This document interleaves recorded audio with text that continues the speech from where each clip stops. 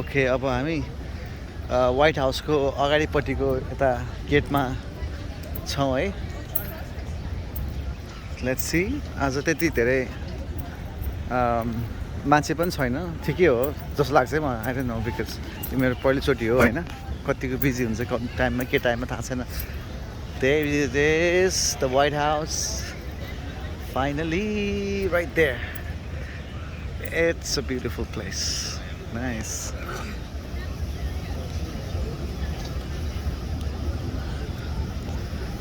यो चाहिँ अब हाम्रो मिस्टर प्रेसिडेन्ट बस्ने ठाउँ।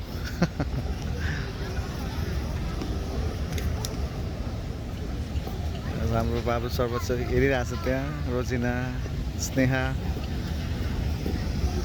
and what is Reyes? खै कहाँ गएर खेलिरहनु भयो, कसलाई को साथी भेटायो होला। आज वेदर पनि राम्रो सफा छ, शीतल छ। यो चाहिँ